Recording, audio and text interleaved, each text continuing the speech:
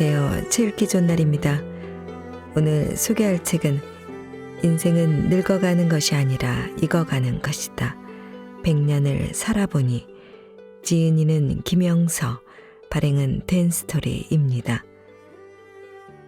이 책은 우리 시대의 지성이며 100세의 나이에도 왕성한 저작 및 강연 활동을 펼치고 있는 김영석 교수가 스스로 살아본 인생을 돌이켜 깨달은 삶의 비밀들을 인생 후배들에게 다정하고 나지막한 소리로 들려줍니다. 가정에서 일어나는 문제는 물론 사회에서 모두가 겪어야 하는 과제들, 그리고 인생의 의미와 죽음에 대한 관심까지 일상에서 부딪히는 문제들을 지혜롭게 판단하고 처리하는 삶의 지혜를 담고 있습니다. 저자는 인생은 늙어가는 것이 아니라 익어가는 것이다. 돌이켜보면 힘든 과정이었지만 사랑에 있는 고생이 행복이었다. 그리고 그것을 깨닫는데 90년이 걸렸다고 말합니다. 책은 총 5부로 이루어져 있는데요. 행복에 관한 깊이 있는 성찰을 제시하는 행복론부터 결혼과 가정, 우정과 종교, 돈과 성공, 명예, 그리고 노년의 삶에 대해 이야기합니다. 저자는 100년을 살아보니 인생의 황금기는 60에서 75세라고 말하는데요. 노년일수록 존경스러운 모범을 보여야 한다. 늙으면 이렇게 사는 것이 좋겠다는 모범을 보여주는 것이다. 내가 푸대접을 받았어도 상대방을 대접할 수 있는 인품, 모두의 인격을 고귀하게 대해줄 수 있는 교양, 그 이상의 자기 수양이 없다고 노 철학자는 말하고 있습니다. 자, 그럼 지금부터 잠시 책 속으로 들어가 보겠습니다. 오늘도 책 읽기 좋은 날과 함께 즐거운 시간 되세요. 구독, 좋아요, 알림 설정은 사랑입니다.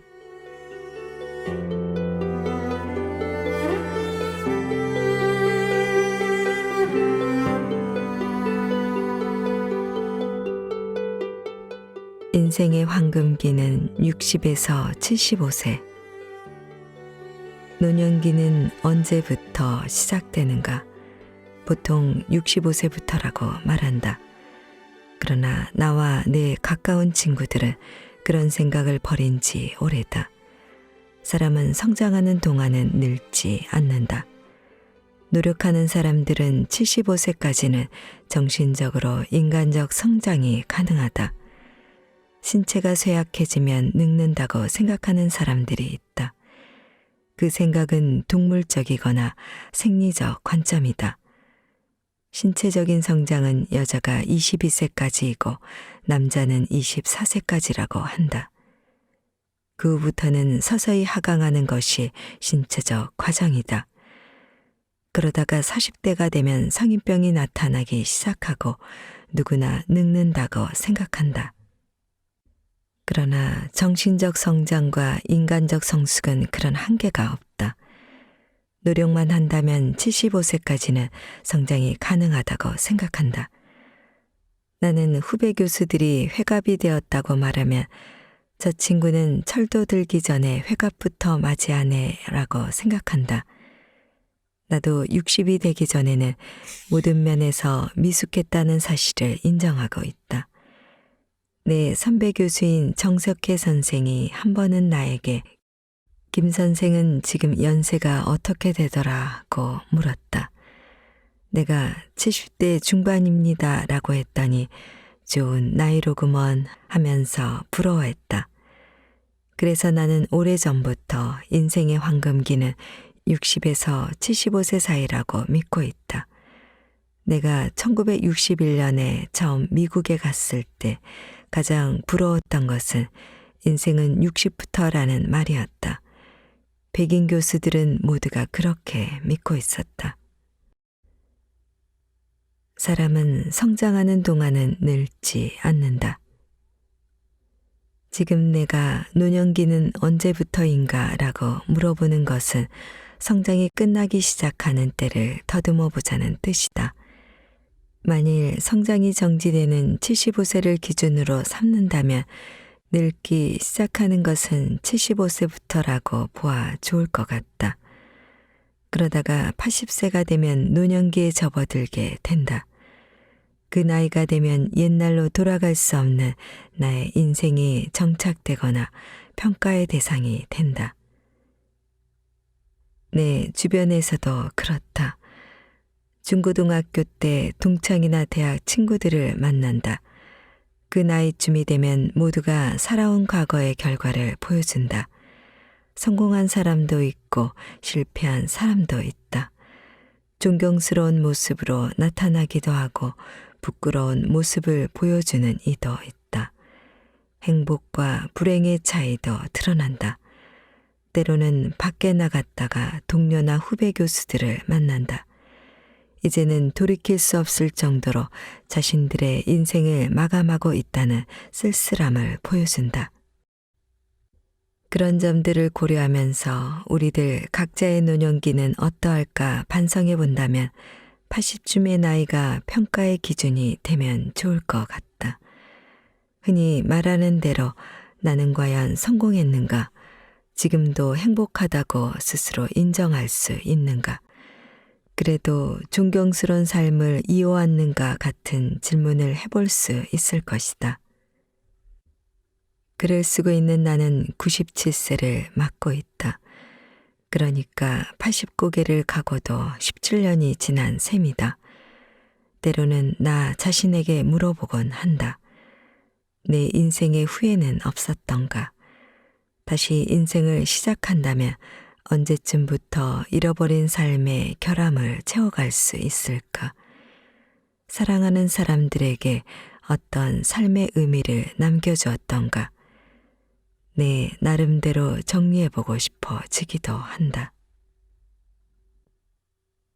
80의 내 삶을 돌아본다면 나는 가까운 친구들을 보면서 내가 지금 갖고 있는 생각이 인정받을 수 있다고 생각한다. 내 가까운 친구였던 김태길 서울대 교수는 76세 때 한국인의 가치관에 관한 책을 내놓았다. 88세까지는 뇌세 현상을 크게 나타내 보이지 않았다. 또 한 친구인 안병욱 교수도 94세에 작고했다.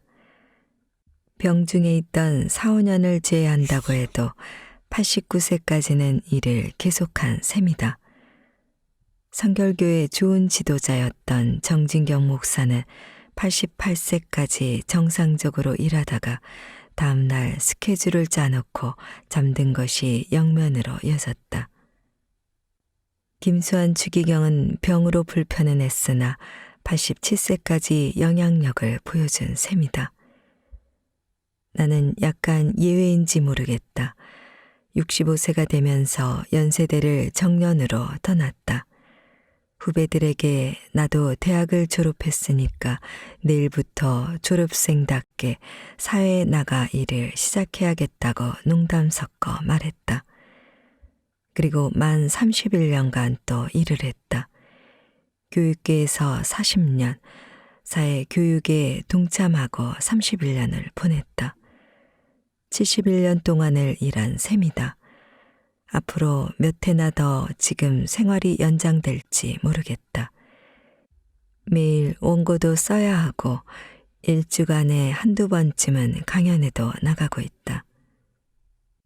어떻게 그런 일이 가능하냐고 물어보는 이도 있다. 해오던 일이니까 계속하고 있을 뿐이다. 내가 일하고 싶어 한다기보다는 아직은 사회가 요청해 오기 때문에 일하는 것이다. 설명한다면 다음과 같은 얘기가 적합할지 모르겠다. 75세까지는 나 나름대로 공부하면서 일했으니까 어느 정도는 창의적인 성장을 해왔다. 그 후부터는 창조적인 노력이나 성장은 불가능하더라도 그 성장해 놓은 수준은 유지된다고 생각한다. 그런데 우리 사회의 평균 성장 수준은 그보다 훨씬 낮은 실정이다. 나의 성장이 80이었다면 사회적 성장은 70 정도라고 볼 수 있을지 모르겠다. 그러니까 내가 갖고 있는 10 정도의 도움은 줄 수도 있고 또 사회가 요청하기도 한다. 그것이 오늘까지 이어져 오고 있다. 물론 우리 사회의 어떤 분야의 수준은 90이 되기도 한다. 그렇게 되면 나는 배워서 자라야 한다. 그러나 70 정도의 성장에 머무는 분야가 우리 사회에 아직 남아있다. 그러니까 나 같은 사람도 건강만 허락된다면 그들을 돕는 책임을 감당해야 한다. 요사이는 60분 정도까지의 강연은 서서 한다. 그보다 긴 강연을 맡았을 때는 앉아서 하기도 한다. 그러나 작은 도움이라도 줄 수 있다면 다행이라고 생각한다. 원고를 쓰는 일은 자유로운 시간을 활용하기 때문에 크게 제약을 받지 않는다. 왜 이런 부끄러운 얘기까지 하는가? 지금도 우리 사회는 너무 일찍 성장을 포기하는 젊은 늙은이들이 많기 때문이다. 아무리 40대라고 해도 공부하지 않고 일을 포기하면 녹쓰는 기계와 같아서 노쇠하게 된다. 차라리 60대가 되어서도 진지하게 공부하며 일하는 사람은 성장을 멈추지 않는 것이다. 모든 것이 순조로이 이루어지는 것은 아니다. 그러나 성실한 노력과 도전을 포기한다면 그는 모든 것을 상실하게 된다. 80쯤 되면 모든 사람은 두 가지 모습으로 나타나게 된다. 스스로 나는 행복했다고 인정하며 주변 사람들이 존경스러운 일생을 살았다고 평가해주는 사람들이 있다. 한편으론 스스로 쓸모없는 인생을 살았다는 부끄러움을 깨닫는 사람이 있다.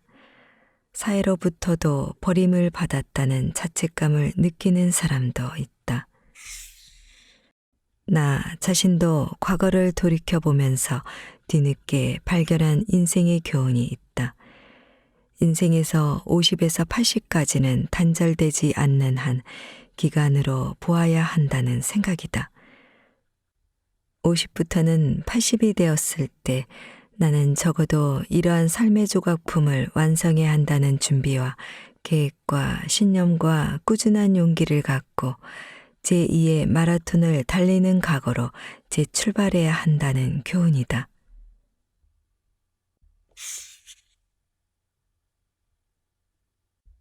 젊어서는 용기, 늙어서는 지혜. 흔히 들어온 이야기가 있다. 젊었을 때는 용기가 있어야 하고 장년기에는 신념이 있어야 하나 늙어서는 지혜가 필요하다는 것이다. 젊었을 때는 삶의 활력이 넘치는 시기이기 때문에 용기가 없는 사람은 없을 것 같다. 만용이라고 할까? 자제해야 할 욕망을 위한 용기 같은 것은 진정한 용기가 아니다. 선한 의지와 고상한 목표를 위한 용기가 있어야 한다. 인생에 있어 장년기는 가장 오랜 세월을 차지한다. 30에서 60까지는 장년기에 속한다고 보아 좋을 것이다. 어떤 이는 70까지를 장년기로 보기도 한다. 자신의 일과 더불어 성장하는 기간이며 일의 사회적 의미와 가치를 평가받는 기간이기도 하다. 그 기간 동안에는 어떤 신념이 있어야 한다. 무엇이 선이고 무엇은 악이라는 윤리적 신념도 필요하다. 사회생활에 있어서 가치 있는 것과 무가치한 것을 식별할 수도 있어야 한다. 해서는 안 되는 것과 어렵더라도 해야 할 의무를 구별하는 기준이 필요하다. 이때 무엇보다도 중요한 것은 뚜렷한 삶의 목표와 목적을 위한 확고한 신념이다. 그러다가 장년기를 끝내게 되면 대개의 경우 일터의 일선에서는 물러나게 된다. 늙으면 주어진 일을 열정적으로 수행하기에는 인간적 에너지가 줄어들기 때문이다. 주변에서 일과 명예 욕심 때문에 더 유능하게 일할 수 있는 후배들의 시간과 가능성을 빼앗는 경우를 자주 본다. 심지어는 그 욕심과 무리한 의욕 때문에 스스로의 건강과 인생의 좌절을 초래하기도 한다. 그런 경우는 선한 의욕이라고 해도 노년기를 맞는 지혜의 부족이라고 할 수 있다. 김활란 총장의 낙담. 오래전에 이화여자 대학에 근무하는 친구 교수로부터 들었던 이야기가 생각난다. 그 친구는 평생을 이화대학에서 지냈고 교목이기도 했기 때문에 비교적 상세히 대학 분위기를 아는 위치에 있었다. 특별한 목적이 있어 물었던 것은 아니다. 김활란 총장이 비교적 건강히 일해온 분인데 어째서 이번에 미국에서 돌아오면서 입원을 했고 너무 갑자기 세상을 떠났는지 모르겠다고 물었다. 내 친구의 대답은 약간 의외였다.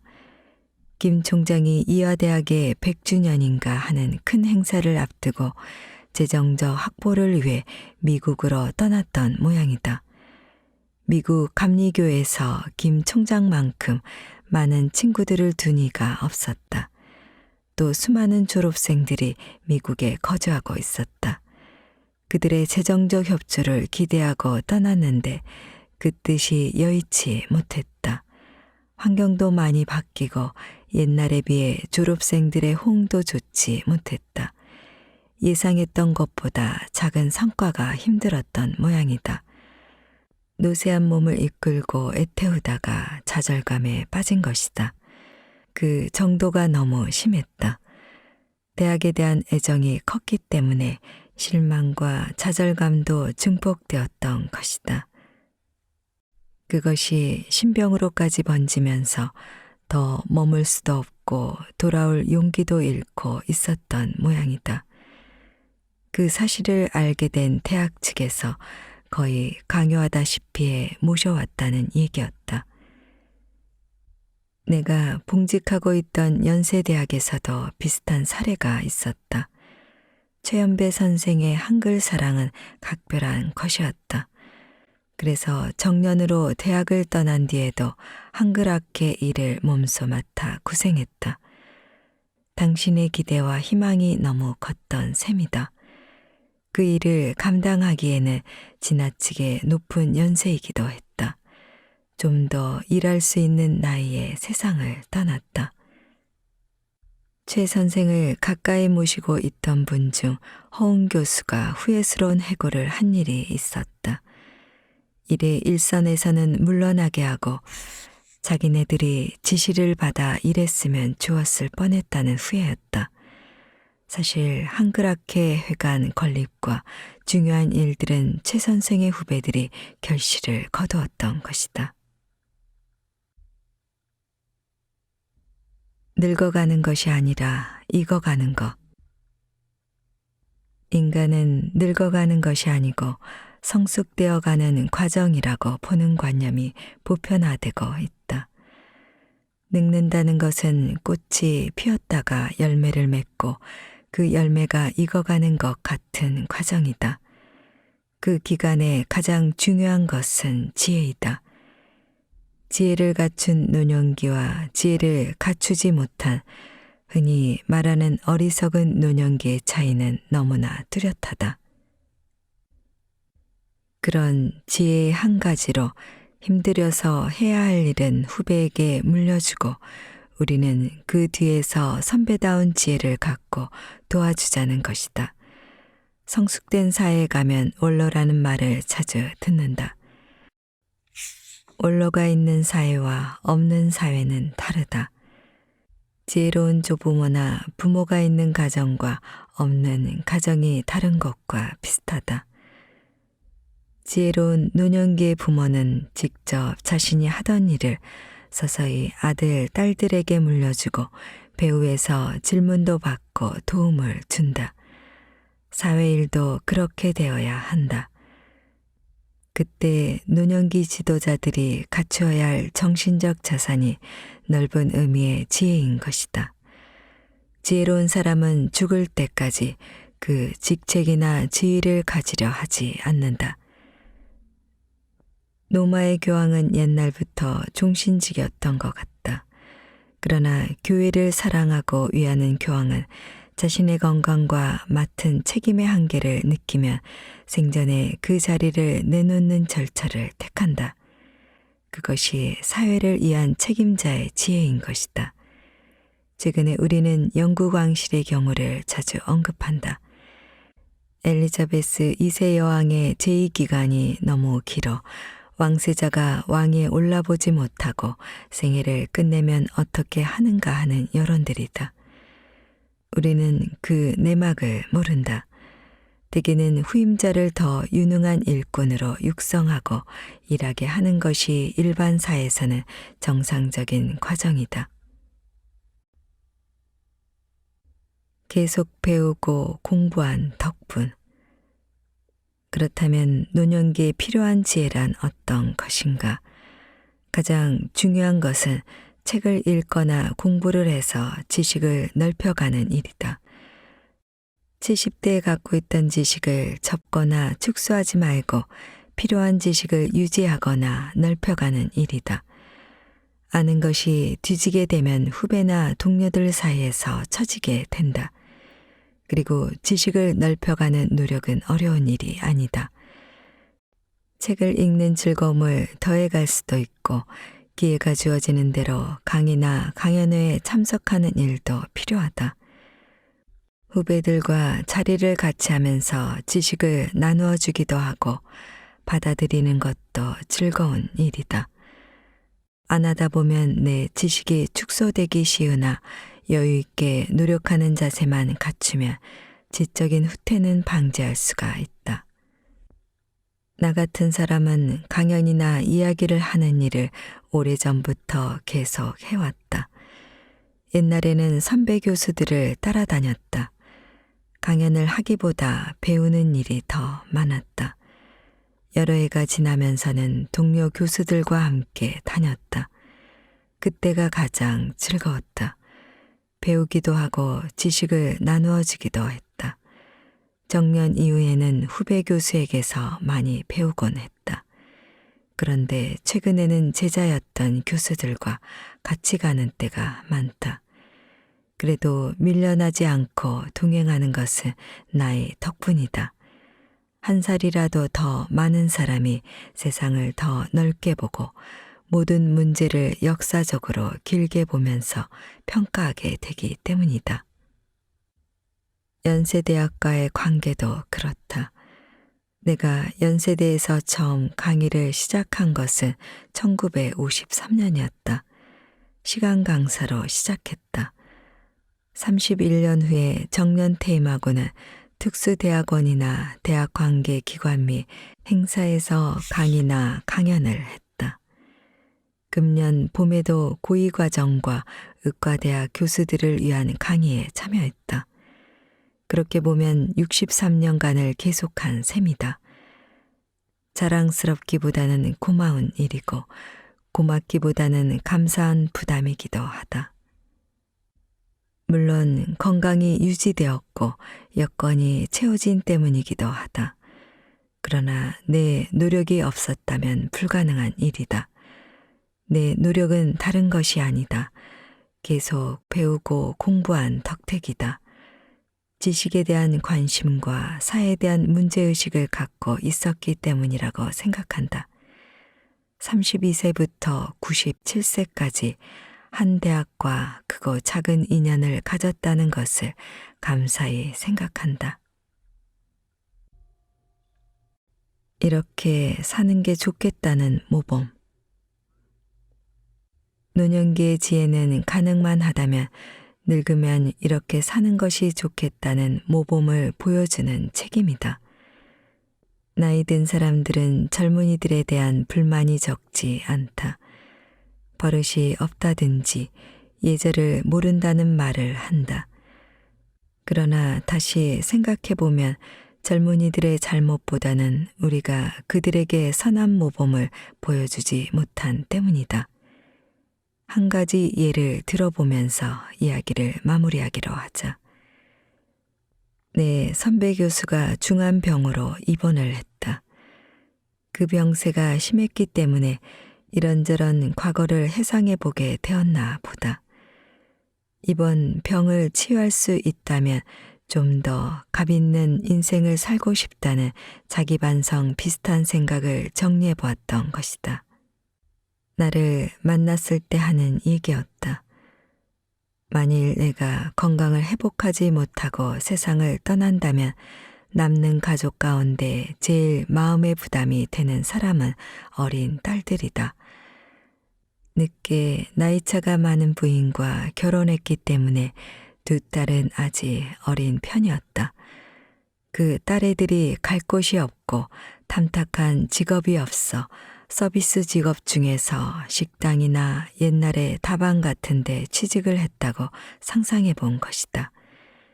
그런데 연만한 남자들이 요사이 흔히 문제가 되는 성추행 같은 말을 하거나 행동을 한다면 어떨까 하는 생각을 해본 것이다. 오래전에는 상당히 점잖은 남자들도 색다른 식당이나 다방 같은 데 가면 여사장이나 어린 아가씨들에게 농담 섞인 성적 얘기를 스스럼없이 하는 일이 많이 있었다. 그런 과거를 경험한 사람이 노년기가 되어서도 그런 습관을 버리지 못하고 함부로 여성들을 대했다가 성추행으로 망신을 당하는 경우가 자주 있다. 내 선배 교수도 그와 비슷한 과거를 잘 알고 있다. 그러나 그것이 큰 잘못이라는 생각은 하지 않았다. 그런데 내 사랑하는 딸이 그런 환경에 처한다면 어떻게 될까 하는 상상을 했을 때는 그것이 잘못이었다는 것을 통감했던 것이다. 그래서 나에게 그런 과거도 허물없이 반성해 보았던 것이다. 누구나 할 수 있고 해야 할 반성이었다. 그런 이야기까지 숨김없이 하다가 나에게 김 선생 같은 이는 교회에 다녔기 때문에 우리와 달랐지만 그 당시는 그런 것을 크게 잘못이라고 느끼지 못하고 살았지 않아 라는 것이다. 그래서 나는 교회에 다녀서라기보다는 대학에 다닐 때 여러 가지 아르바이트를 했는데 아르바이트생들이 고생하는 직업을 귀중하고 장래를 위한 경험으로 인정해주는 이가 거의 없었다.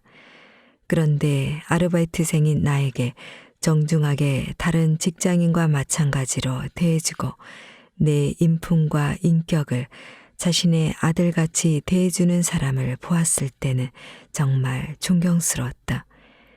대학에서 교수님을 대하는 것 같은 존경심을 갖게 해주었다.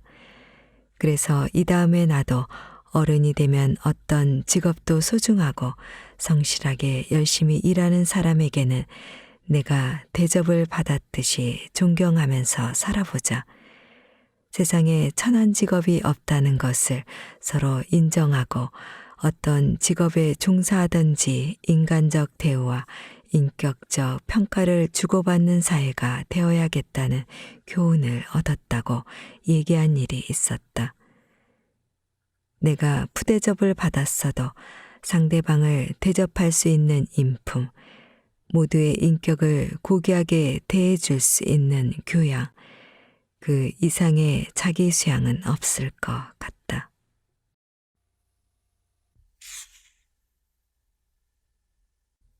노년기에는 존경스러운 모범을. 내 아내가 발병하고 3년 지났을 때였다. 친구인 C 교수가 내 방에 들렀다. 한 가지 충고라도 할까 도움이 되는 얘기를 하고 싶다는 것이다. C 교수의 아내가 밖에서 두세 차례 내 모습을 보았는데 한마디로 말하면 호라비 냄새가 난다는 것이다. 아무리 안사람이 병중이 위독하다고 해도 교수도 공인인데 또 젊은 학생들 앞에 서야 하는데 남이 보아도 안 됐다는 얘기였다.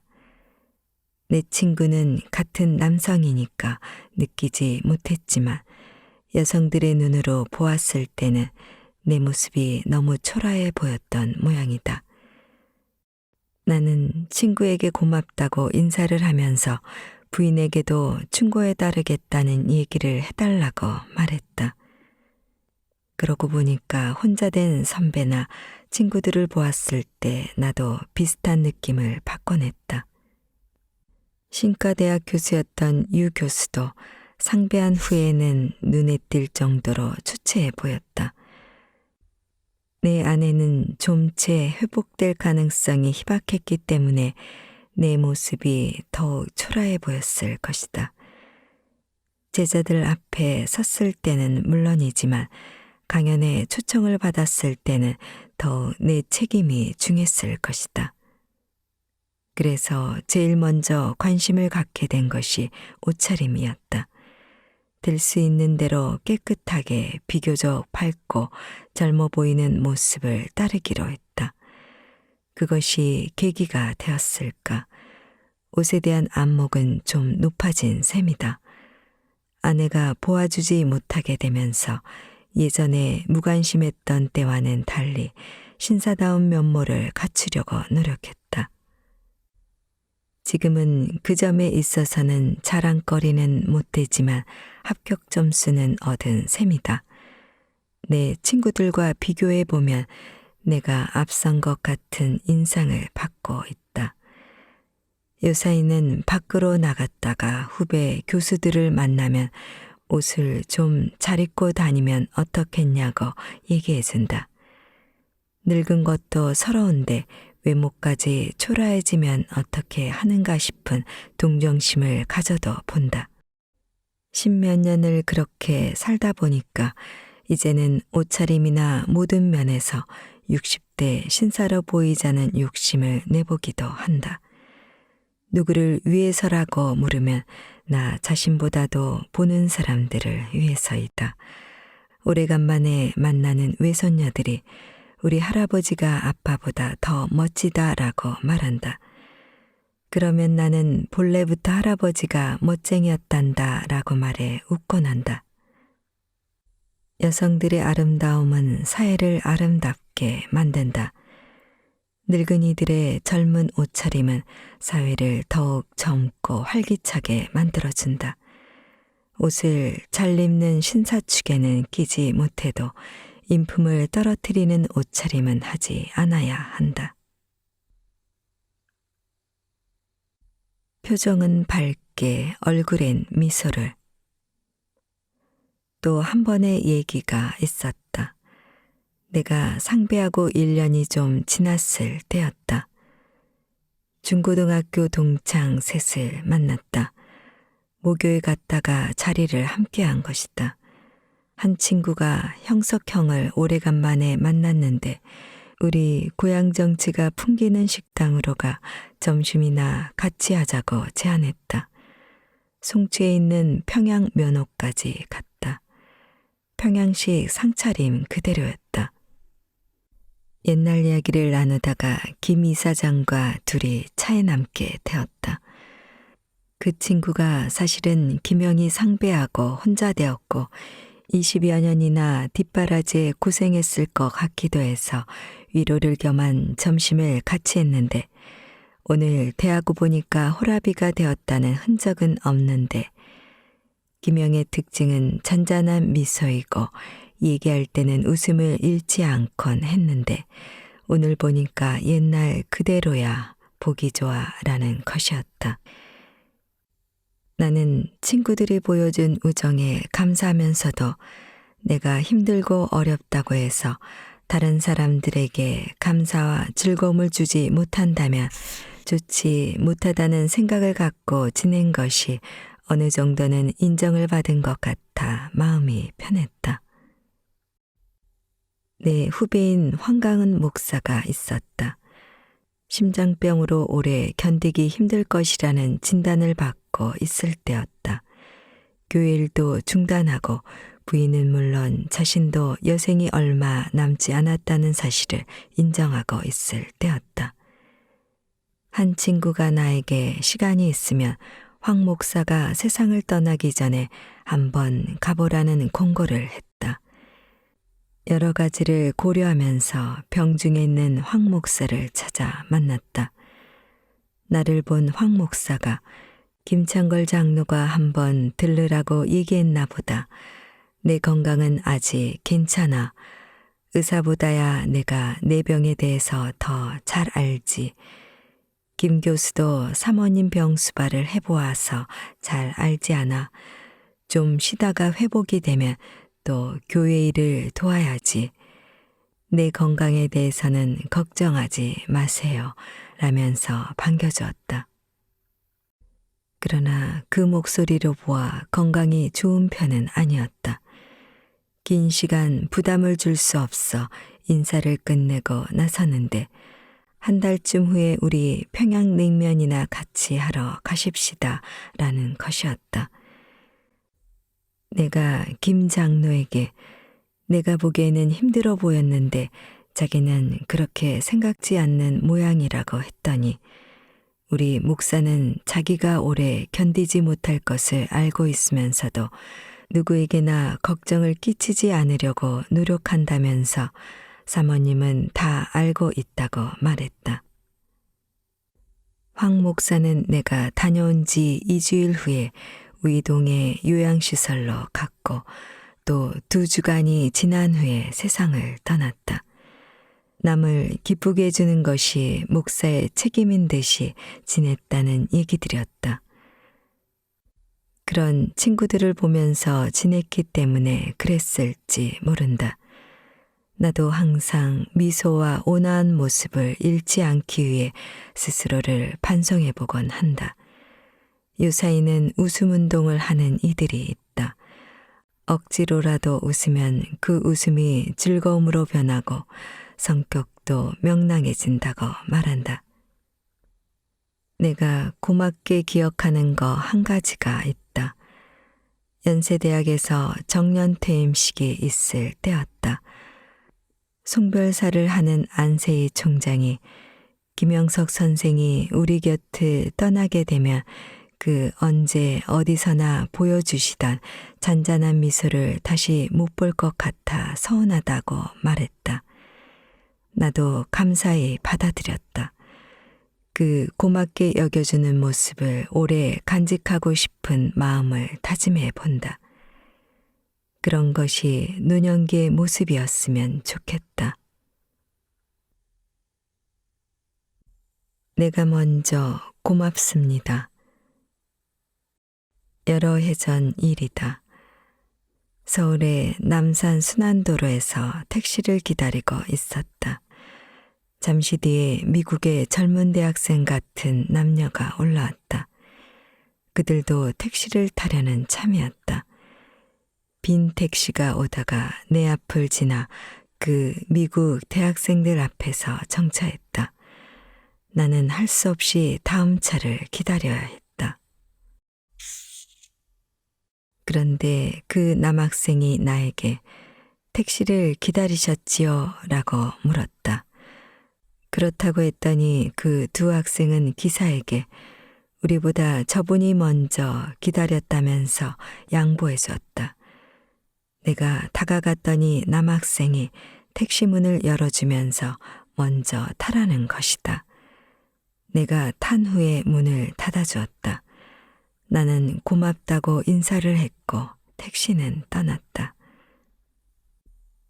잠시 후에 택시기사가 나에게 외국에 가면 젊은 친구들이 다 저렇게 택시를 타느냐고 물었다.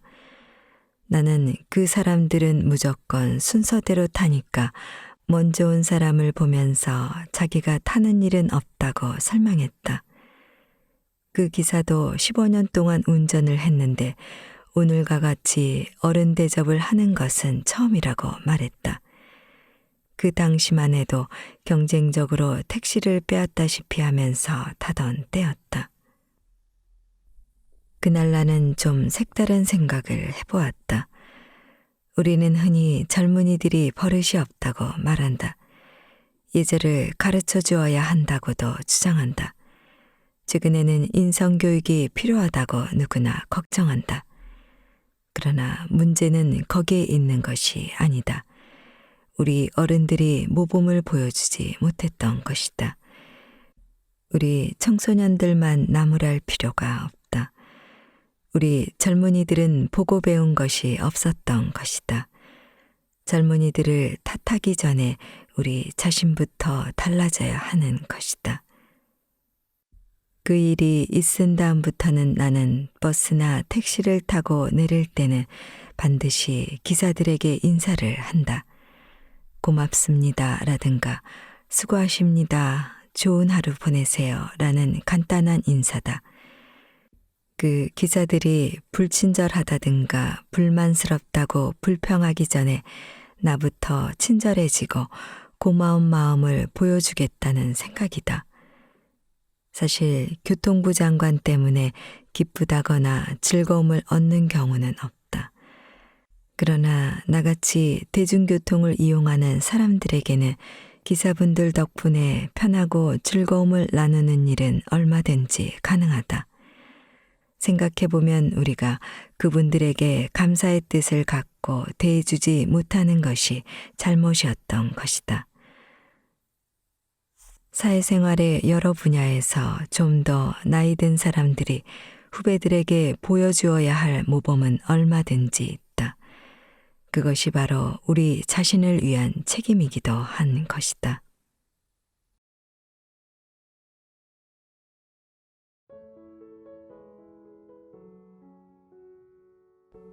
인생의 황금기는 60에서 75세. 노년기는 언제부터 시작되는가? 보통 65세부터라고 말한다. 그러나 나와 내 가까운 친구들은 그런 생각을 버린 지 오래다. 사람은 성장하는 동안은 늙지 않는다. 노력하는 사람들은 75세까지는 정신적으로 인간적 성장이 가능하다. 신체가 쇠약해지면 늙는다고 생각하는 사람들이 있다. 그 생각은 동물적이거나 생리적 관점이다. 신체적인 성장은 여자가 22세까지이고 남자는 24세까지라고 한다. 그 후부터는 서서히 하강하는 것이 신체적 과정이다. 그러다가 40대가 되면 성인병이 나타나기 시작하고 누구나 늙는다고 생각한다. 그러나 정신적 성장과 인간적 성숙은 그런 한계가 없다. 노력만 한다면 75세까지는 성장이 가능하다고 생각한다. 나는 후배 교수들이 회갑이 되었다고 말하면 저 친구는 철도 들기 전에 회갑부터 맞이하네 라고 생각한다. 나도 60이 되기 전에는 모든 면에서 미숙했다는 사실을 인정하고 있다. 내 선배 교수인 정석혜 선생이 한 번은 나에게 김 선생은 지금 연세가 어떻게 되더라고 물었다. 내가 70대 중반입니다 라고 했더니 좋은 나이로구먼 하면서 부러워했다.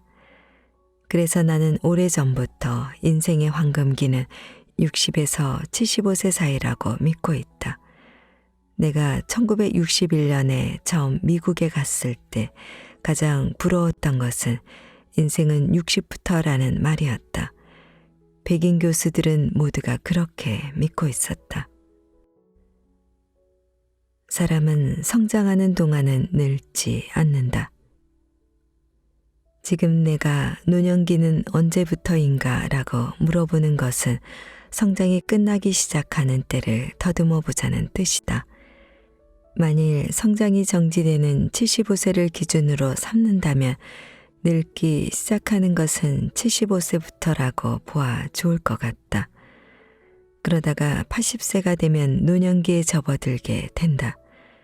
그 나이가 되면 옛날로 돌아갈 수 없는 나의 인생이 정착되거나 평가의 대상이 된다. 내 주변에서도 그렇다. 중고등학교 때 동창이나 대학 친구들을 만난다. 그 나이쯤이 되면 모두가 살아온 과거의 결과를 보여준다. 성공한 사람도 있고 실패한 사람도 있다. 존경스러운 모습으로 나타나기도 하고 부끄러운 모습을 보여주는 이도 있다. 행복과 불행의 차이도 드러난다. 때로는 밖에 나갔다가 동료나 후배 교수들을 만난다.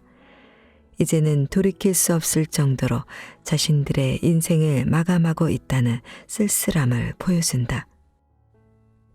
그런 점들을 고려하면서 우리들 각자의 노년기는 어떠할까 반성해 본다면 80쯤의 나이가 평가의 기준이 되면 좋을 것 같다. 흔히 말하는 대로 나는 과연 성공했는가? 지금도 행복하다고 스스로 인정할 수 있는가? 그래도 존경스러운 삶을 이어왔는가 같은 질문을 해볼 수 있을 것이다. 글을 쓰고 있는 나는 97세를 맞고 있다. 그러니까 80고개를 가고도 17년이 지난 셈이다. 때로는 나 자신에게 물어보곤 한다. 내 인생의 후회는 없었던가? 다시 인생을 시작한다면 언제쯤부터 잃어버린 삶의 결함을 채워갈 수 있을까?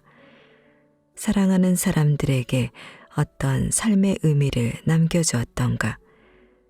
내 나름대로 정리해보고 싶어지기도 한다. 80의 내 삶을 돌아본다면 나는 가까운 친구들을 보면서 내가 지금 갖고 있는 생각이 인정받을 수 있다고 생각한다. 내 가까운 친구였던 김태길 서울대 교수는 76세 때 한국인의 가치관에 관한 책을 내놓았다. 88세까지는 뇌세 현상을 크게 나타내 보이지 않았다. 또 한 친구인 안병욱 교수도 94세에 작고했다. 병중에 있던 4, 5년을 제외한다고 해도 89세까지는 일을 계속한 셈이다. 성결교의 좋은 지도자였던 정진경 목사는 88세까지 정상적으로 일하다가 다음날 스케줄을 짜놓고 잠든 것이 영면으로 여졌다. 김수환 주기경은 병으로 불편은 했으나 87세까지 영향력을 보여준 셈이다. 나는 약간 예외인지 모르겠다. 65세가 되면서 연세대를 정년으로 떠났다. 후배들에게 나도 대학을 졸업했으니까 내일부터 졸업생답게 사회에 나가 일을 시작해야겠다고 농담 섞어 말했다. 그리고 만 31년간 또 일을 했다. 교육계에서 40년, 사회 교육에 동참하고 31년을 보냈다. 71년 동안을 일한 셈이다. 앞으로 몇 해나 더 지금 생활이 연장될지 모르겠다. 매일 원고도 써야 하고 일주간에 한두 번쯤은 강연에도 나가고 있다. 어떻게 그런 일이 가능하냐고 물어보는 이도 있다. 해오던 일이니까 계속하고 있을 뿐이다. 내가 일하고 싶어 한다기보다는 아직은 사회가 요청해 오기 때문에 일하는 것이다. 설명한다면 다음과 같은 얘기가 적합할지 모르겠다. 75세까지는 나 나름대로 공부하면서 일했으니까 어느 정도는 창의적인 성장을 해왔다. 그 후부터는 창조적인 노력이나 성장은 불가능하더라도 그 성장해 놓은 수준은 유지된다고 생각한다. 그런데 우리 사회의 평균 성장 수준은 그보다 훨씬 낮은 실정이다. 나의 성장이 80이었다면 사회적 성장은 70 정도라고 볼 수 있을지 모르겠다. 그러니까 내가 갖고 있는 10 정도의 도움은 줄 수도 있고 또 사회가 요청하기도 한다. 그것이 오늘까지 이어져 오고 있다. 물론 우리 사회의 어떤 분야의 수준은 90이 되기도 한다. 그렇게 되면 나는 배워서 자라야 한다. 그러나 70 정도의 성장에 머무는 분야가 우리 사회에 아직 남아있다. 그러니까 나 같은 사람도 건강만 허락된다면 그들을 돕는 책임을 감당해야 한다. 요사이는 60분 정도까지의 강연은 서서 한다. 그보다 긴 강연을 맡았을 때는 앉아서 하기도 한다. 그러나 작은 도움이라도 줄 수 있다면 다행이라고 생각한다. 원고를 쓰는 일은 자유로운 시간을 활용하기 때문에 크게 제약을 받지 않는다. 왜 이런 부끄러운 얘기까지 하는가? 지금도 우리 사회는 너무 일찍 성장을 포기하는 젊은 늙은이들이 많기 때문이다. 아무리 40대라고 해도 공부하지 않고 일을 포기하면 녹쓰는 기계와 같아서 노쇠하게 된다. 차라리 60대가 되어서도 진지하게 공부하며 일하는 사람은 성장을 멈추지 않는 것이다. 모든 것이 순조로이 이루어지는 것은 아니다. 그러나 성실한 노력과 도전을 포기한다면 그는 모든 것을 상실하게 된다. 80쯤 되면 모든 사람은 두 가지 모습으로 나타나게 된다. 스스로 나는 행복했다고 인정하며 주변 사람들이 존경스러운 일생을 살았다고 평가해주는 사람들이 있다. 한편으론 스스로 쓸모없는 인생을 살았다는 부끄러움을 깨닫는 사람이 있다. 사회로부터도 버림을 받았다는 자책감을 느끼는 사람도 있다. 나 자신도 과거를 돌이켜보면서 뒤늦게 발견한 인생의 교훈이 있다. 인생에서 50에서 80까지는 단절되지 않는 한 기간으로 보아야 한다는 생각이다.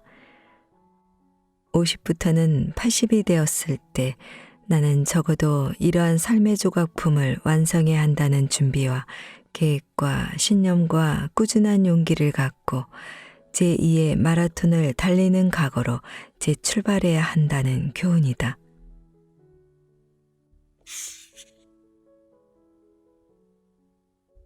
젊어서는 용기, 늙어서는 지혜.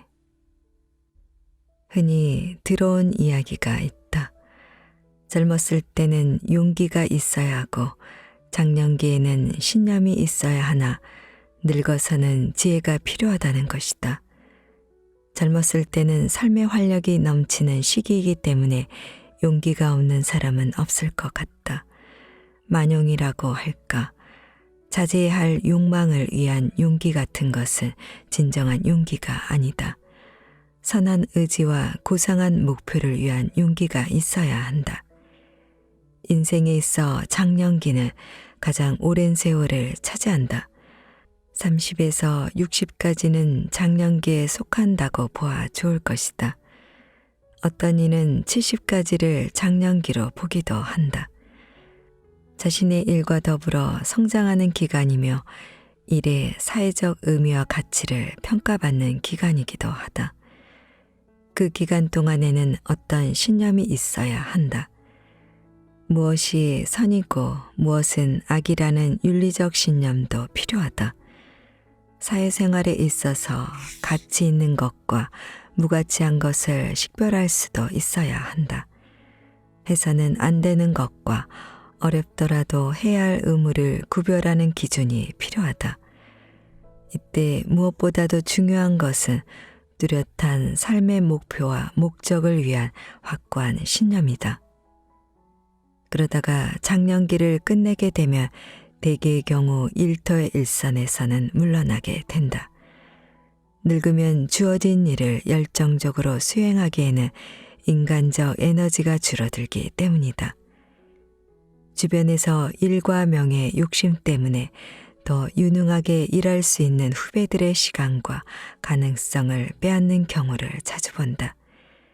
심지어는 그 욕심과 무리한 의욕 때문에 스스로의 건강과 인생의 좌절을 초래하기도 한다.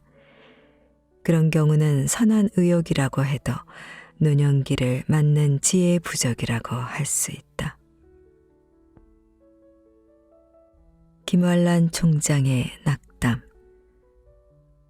오래전에 이화여자 대학에 근무하는 친구 교수로부터 들었던 이야기가 생각난다.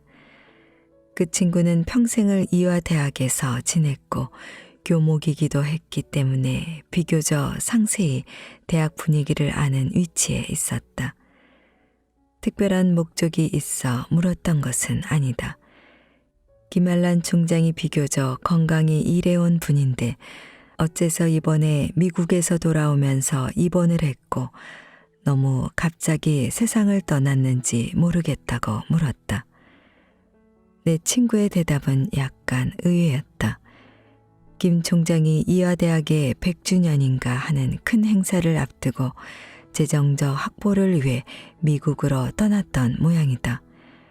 미국 감리교에서 김 총장만큼 많은 친구들을 둔 이가 없었다. 또 수많은 졸업생들이 미국에 거주하고 있었다. 그들의 재정적 협조를 기대하고 떠났는데 그 뜻이 여의치 못했다.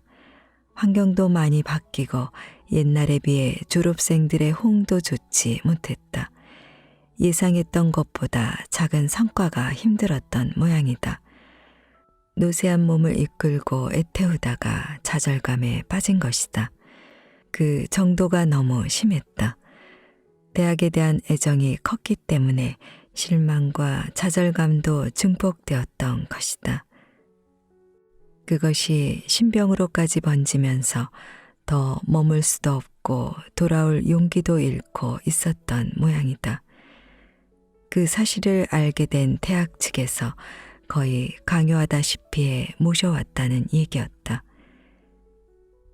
내가 봉직하고 있던 연세대학에서도 비슷한 사례가 있었다. 최연배 선생의 한글 사랑은 각별한 것이었다. 그래서 정년으로 대학을 떠난 뒤에도 한글학회 일을 몸소 맡아 고생했다. 당신의 기대와 희망이 너무 컸던 셈이다. 그 일을 감당하기에는 지나치게 높은 연세이기도 했다. 좀 더 일할 수 있는 나이에 세상을 떠났다. 최 선생을 가까이 모시고 있던 분 중 허웅 교수가 후회스러운 해고를 한 일이 있었다. 이래 일선에서는 물러나게 하고 자기네들이 지시를 받아 일했으면 좋았을 뻔했다는 후회였다. 사실 한글학회 회관 건립과 중요한 일들은 최 선생의 후배들이 결실을 거두었던 것이다. 늙어가는 것이 아니라 익어가는 것. 인간은 늙어가는 것이 아니고 성숙되어가는 과정이라고 보는 관념이 보편화되고 있다. 늙는다는 것은 꽃이 피었다가 열매를 맺고 그 열매가 익어가는 것 같은 과정이다. 그 기간에 가장 중요한 것은 지혜이다. 지혜를 갖춘 노년기와 지혜를 갖추지 못한 흔히 말하는 어리석은 노년기의 차이는 너무나 뚜렷하다. 그런 지혜의 한 가지로 힘들여서 해야 할 일은 후배에게 물려주고 우리는 그 뒤에서 선배다운 지혜를 갖고 도와주자는 것이다. 성숙된 사회에 가면 원로라는 말을 자주 듣는다. 원로가 있는 사회와 없는 사회는 다르다. 지혜로운 조부모나 부모가 있는 가정과 없는 가정이 다른 것과 비슷하다. 지혜로운 노년기의 부모는 직접 자신이 하던 일을 서서히 아들, 딸들에게 물려주고 배후에서 질문도 받고 도움을 준다. 사회일도 그렇게 되어야 한다. 그때 노년기 지도자들이 갖추어야 할 정신적 자산이 넓은 의미의 지혜인 것이다. 지혜로운 사람은 죽을 때까지 그 직책이나 지위를 가지려 하지 않는다. 노마의 교황은 옛날부터 종신직이었던 것 같다. 그러나 교회를 사랑하고 위하는 교황은 자신의 건강과 맡은 책임의 한계를 느끼면 생전에 그 자리를 내놓는 절차를 택한다. 그것이 사회를 위한 책임자의 지혜인 것이다. 최근에 우리는 영국 왕실의 경우를 자주 언급한다. 엘리자베스 2세 여왕의 제2기간이 너무 길어 왕세자가 왕위에 올라보지 못하고 생애를 끝내면 어떻게 하는가 하는 여론들이다. 우리는 그 내막을 모른다. 대개는 후임자를 더 유능한 일꾼으로 육성하고 일하게 하는 것이 일반 사회에서는 정상적인 과정이다. 계속 배우고 공부한 덕분. 그렇다면 노년기에 필요한 지혜란 어떤 것인가? 가장 중요한 것은 책을 읽거나 공부를 해서 지식을 넓혀가는 일이다. 70대에 갖고 있던 지식을 접거나 축소하지 말고 필요한 지식을 유지하거나 넓혀가는 일이다. 아는 것이 뒤지게 되면 후배나 동료들 사이에서 처지게 된다. 그리고 지식을 넓혀가는 노력은 어려운 일이 아니다. 책을 읽는 즐거움을 더해갈 수도 있고 기회가 주어지는 대로 강의나 강연회에 참석하는 일도 필요하다. 후배들과 자리를 같이 하면서 지식을 나누어 주기도 하고 받아들이는 것도 즐거운 일이다. 안 하다 보면 내 지식이 축소되기 쉬우나 여유 있게 노력하는 자세만 갖추면 지적인 후퇴는 방지할 수가 있다. 나 같은 사람은 강연이나 이야기를 하는 일을 오래전부터 계속 해왔다. 옛날에는 선배 교수들을 따라다녔다. 강연을 하기보다 배우는 일이 더 많았다. 여러 해가 지나면서는 동료 교수들과 함께 다녔다. 그때가 가장 즐거웠다. 배우기도 하고 지식을 나누어 주기도 했다. 정년 이후에는 후배 교수에게서 많이 배우곤 했다. 그런데 최근에는 제자였던 교수들과 같이 가는 때가 많다. 그래도 밀려나지 않고 동행하는 것은 나의 덕분이다. 한 살이라도 더 많은 사람이 세상을 더 넓게 보고 모든 문제를 역사적으로 길게 보면서 평가하게 되기 때문이다. 연세대학과의 관계도 그렇다. 내가 연세대에서 처음 강의를 시작한 것은 1953년이었다. 시간 강사로 시작했다. 31년 후에 정년 퇴임하고는 특수대학원이나 대학관계기관 및 행사에서 강의나 강연을 했다. 금년 봄에도 고위과정과 의과대학 교수들을 위한 강의에 참여했다. 그렇게 보면 63년간을 계속한 셈이다. 자랑스럽기보다는 고마운 일이고 고맙기보다는 감사한 부담이기도 하다. 물론 건강이 유지되었고 여건이 채워진 때문이기도 하다. 그러나 내 노력이 없었다면 불가능한 일이다. 내 노력은 다른 것이 아니다. 계속 배우고 공부한 덕택이다. 지식에 대한 관심과 사회에 대한 문제의식을 갖고 있었기 때문이라고 생각한다. 32세부터 97세까지 한 대학과 크고 작은 인연을 가졌다는 것을 감사히 생각한다. 이렇게 사는 게 좋겠다는 모범. 노년기의 지혜는 가능만 하다면 늙으면 이렇게 사는 것이 좋겠다는 모범을 보여주는 책임이다. 나이 든 사람들은 젊은이들에 대한 불만이 적지 않다. 버릇이 없다든지 예절을 모른다는 말을 한다. 그러나 다시 생각해보면 젊은이들의 잘못보다는 우리가 그들에게 선한 모범을 보여주지 못한 때문이다. 한 가지 예를 들어보면서 이야기를 마무리하기로 하자. 내 선배 교수가 중환병으로 입원을 했다. 그 병세가 심했기 때문에 이런저런 과거를 회상해 보게 되었나 보다. 이번 병을 치유할 수 있다면 좀 더 값 있는 인생을 살고 싶다는 자기 반성 비슷한 생각을 정리해 보았던 것이다. 나를 만났을 때 하는 얘기였다. 만일 내가 건강을 회복하지 못하고 세상을 떠난다면 남는 가족 가운데 제일 마음의 부담이 되는 사람은 어린 딸들이다. 늦게 나이차가 많은 부인과 결혼했기 때문에 두 딸은 아직 어린 편이었다. 그 딸애들이 갈 곳이 없고 탐탁한 직업이 없어 서비스 직업 중에서 식당이나 옛날에 다방 같은 데 취직을 했다고 상상해 본 것이다.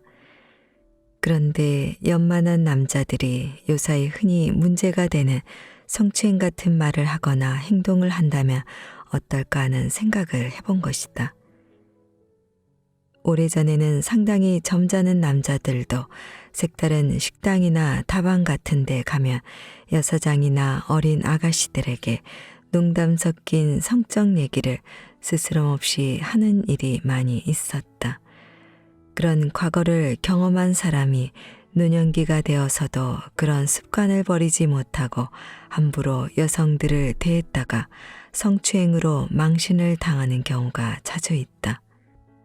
내 선배 교수도 그와 비슷한 과거를 잘 알고 있다. 그러나 그것이 큰 잘못이라는 생각은 하지 않았다.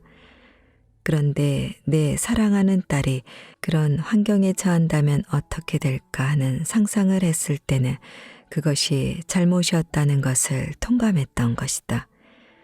그래서 나에게 그런 과거도 허물없이 반성해 보았던 것이다. 누구나 할 수 있고 해야 할 반성이었다.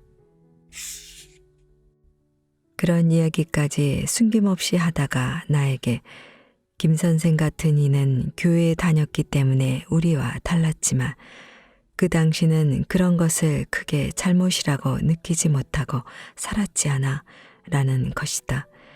그래서 나는 교회에 다녀서라기보다는 대학에 다닐 때 여러 가지 아르바이트를 했는데 아르바이트생들이 고생하는 직업을 귀중하고 장래를 위한 경험으로 인정해주는 이가 거의 없었다.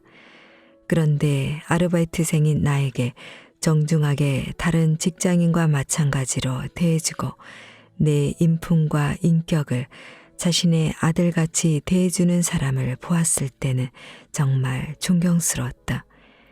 대학에서 교수님을 대하는 것 같은 존경심을 갖게 해주었다.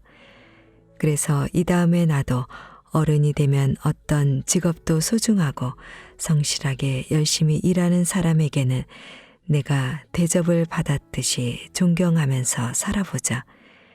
세상에 천한 직업이 없다는 것을 서로 인정하고 어떤 직업에 종사하든지 인간적 대우와 인격적 평가를 주고받는 사회가 되어야겠다는 교훈을 얻었다고 얘기한 일이 있었다.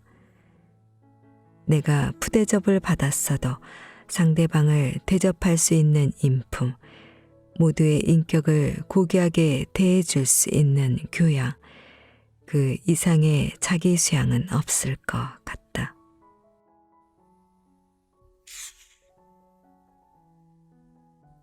노년기에는 존경스러운 모범을. 내 아내가 발병하고 이 3년 지났을 때였다. 친구인 C 교수가 내 방에 들렀다. 한 가지 충고라도 할까 도움이 되는 얘기를 하고 싶다는 것이다.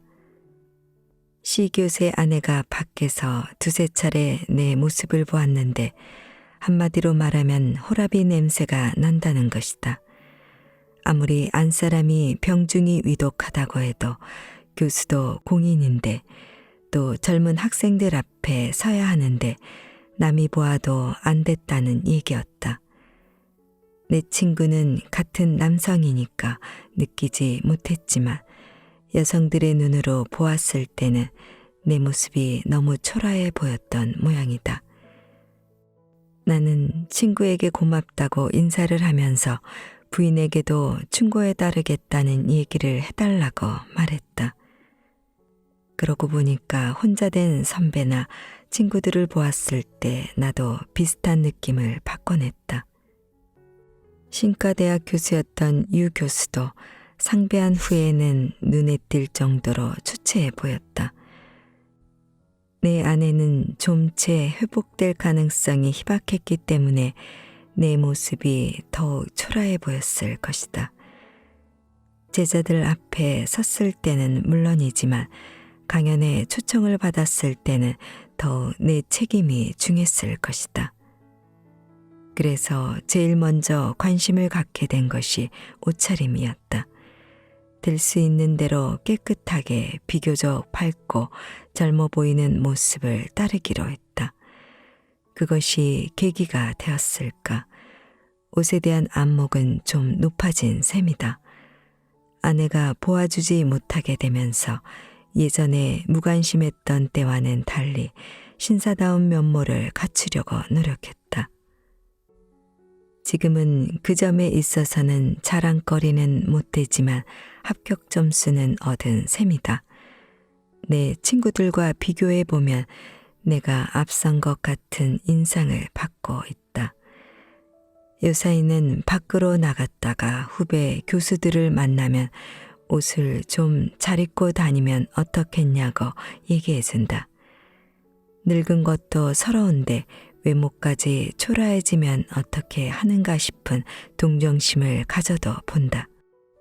십몇 년을 그렇게 살다 보니까 이제는 옷차림이나 모든 면에서 60대 신사로 보이자는 욕심을 내보기도 한다.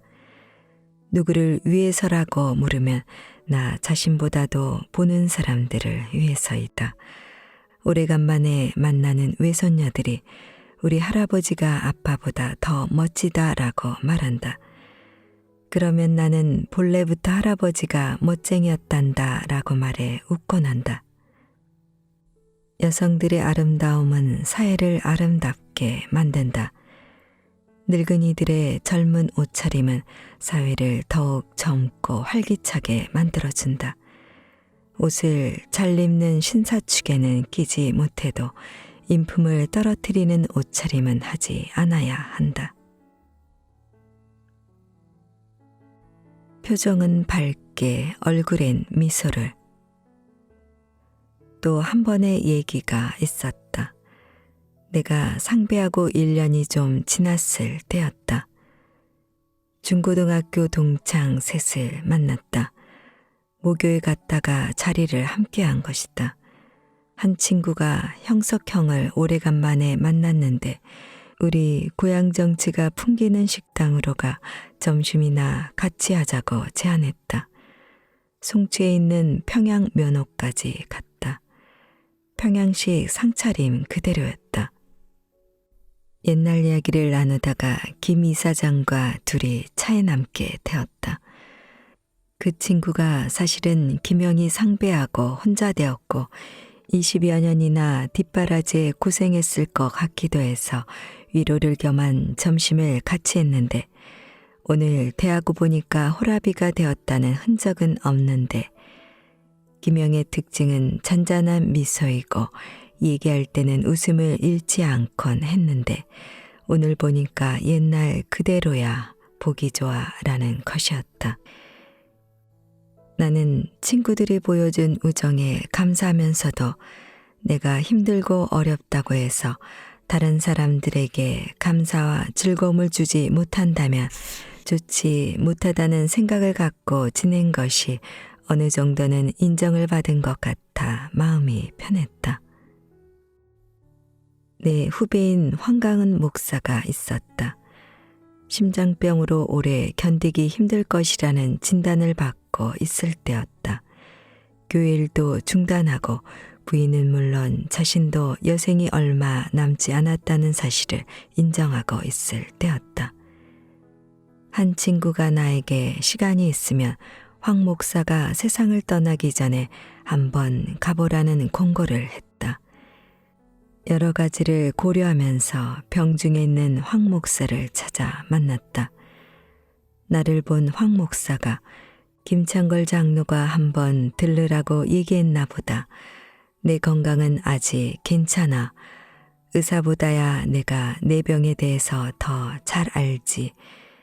김 교수도 사모님 병 수발을 해보아서 잘 알지 않아. 좀 쉬다가 회복이 되면 또 교회 일을 도와야지. 내 건강에 대해서는 걱정하지 마세요. 라면서 반겨주었다. 그러나 그 목소리로 보아 건강이 좋은 편은 아니었다. 긴 시간 부담을 줄 수 없어 인사를 끝내고 나섰는데 한 달쯤 후에 우리 평양냉면이나 같이 하러 가십시다 라는 것이었다.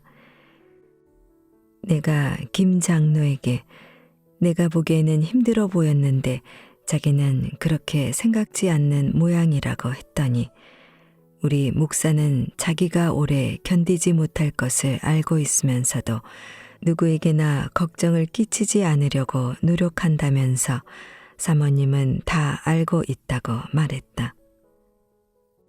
황 목사는 내가 다녀온 지 2주일 후에 위동의 요양시설로 갔고 또 2주간이 지난 후에 세상을 떠났다. 남을 기쁘게 해주는 것이 목사의 책임인 듯이 지냈다는 얘기들이었다. 그런 친구들을 보면서 지냈기 때문에 그랬을지 모른다. 나도 항상 미소와 온화한 모습을 잃지 않기 위해 스스로를 반성해 보곤 한다. 요사이는 웃음 운동을 하는 이들이 있다. 억지로라도 웃으면 그 웃음이 즐거움으로 변하고 성격도 명랑해진다고 말한다. 내가 고맙게 기억하는 거 한 가지가 있다. 연세대학에서 정년퇴임식이 있을 때였다. 송별사를 하는 안세희 총장이 김영석 선생이 우리 곁을 떠나게 되면 그 언제 어디서나 보여주시던 잔잔한 미소를 다시 못 볼 것 같아 서운하다고 말했다. 나도 감사히 받아들였다. 그 고맙게 여겨주는 모습을 오래 간직하고 싶은 마음을 다짐해 본다. 그런 것이 노년기의 모습이었으면 좋겠다. 내가 먼저 고맙습니다. 여러 해 전 일이다. 서울의 남산 순환도로에서 택시를 기다리고 있었다. 잠시 뒤에 미국의 젊은 대학생 같은 남녀가 올라왔다. 그들도 택시를 타려는 참이었다. 빈 택시가 오다가 내 앞을 지나 그 미국 대학생들 앞에서 정차했다. 나는 할 수 없이 다음 차를 기다려야 했다. 그런데 그 남학생이 나에게 택시를 기다리셨지요? 라고 물었다. 그렇다고 했더니 그 2 학생은 기사에게 우리보다 저분이 먼저 기다렸다면서 양보해 줬다. 내가 다가갔더니 남학생이 택시 문을 열어주면서 먼저 타라는 것이다. 내가 탄 후에 문을 닫아주었다. 나는 고맙다고 인사를 했고 택시는 떠났다. 잠시 후에 택시기사가 나에게 외국에 가면 젊은 친구들이 다 저렇게 택시를 타느냐고 물었다. 나는 그 사람들은 무조건 순서대로 타니까 먼저 온 사람을 보면서 자기가 타는 일은 없다고 설명했다. 그 기사도 15년 동안 운전을 했는데 오늘과 같이 어른 대접을 하는 것은 처음이라고 말했다. 그 당시만 해도 경쟁적으로 택시를 빼앗다시피 하면서 타던 때였다.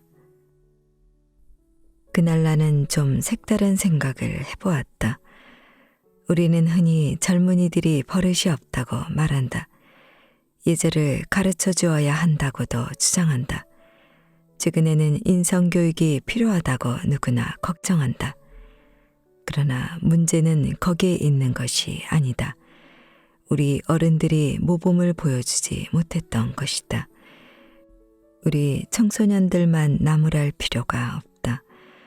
우리 젊은이들은 보고 배운 것이 없었던 것이다. 젊은이들을 탓하기 전에 우리 자신부터 달라져야 하는 것이다. 그 일이 있은 다음부터는 나는 버스나 택시를 타고 내릴 때는 반드시 기사들에게 인사를 한다. 고맙습니다 라든가 수고하십니다, 좋은 하루 보내세요 라는 간단한 인사다. 그 기사들이 불친절하다든가 불만스럽다고 불평하기 전에 나부터 친절해지고 고마운 마음을 보여주겠다는 생각이다. 사실 교통부 장관 때문에 기쁘다거나 즐거움을 얻는 경우는 없다. 그러나 나같이 대중교통을 이용하는 사람들에게는 기사분들 덕분에 편하고 즐거움을 나누는 일은 얼마든지 가능하다. 생각해보면 우리가 그분들에게 감사의 뜻을 갖고 대해주지 못하는 것이 잘못이었던 것이다. 사회생활의 여러 분야에서 좀 더 나이 든 사람들이 후배들에게 보여주어야 할 모범은 얼마든지 있다. 그것이 바로 우리 자신을 위한 책임이기도 한 것이다.